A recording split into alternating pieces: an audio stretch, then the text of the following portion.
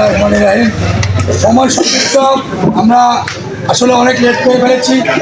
সম্মানিত উপস্থিতি, আজকের এই সবার সম্মানিত সভাপতি, আমাদের সদ্য মুরব্বী এই ওয়ার্ডের সম্মানিত সভাপতি রফিক ভাই উপস্থিত, আজকের সবার প্রধান অতিথি আমাদের ইউনিয়ন বিএনপির সংগ্রামী সভাপতি বাবুল স্যার, সাধারণ সম্পাদক ফারুক ভাই, আজকের বিশেষ অতিথি সাবেক সাধারণ সম্পাদক এই ইউনিয়নের হাজী শফিকুর রহমান, বিশেষ অতিথি মাকসুল বিএনপি সাংগঠনিক সদস্য শরীফুল ইসলাম সহ নেতৃবৃন্দ।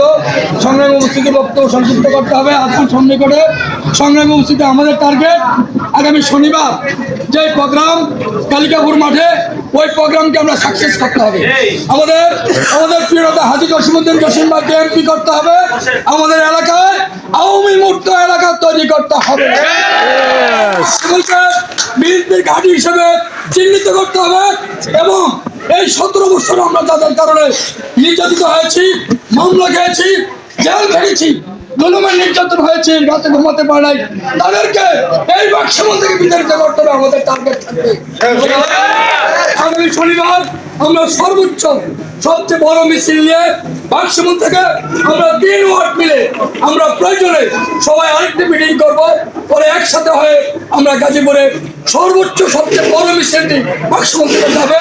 এই আশা বক্তব্য করছে। সবাইকে ধন্যবাদ।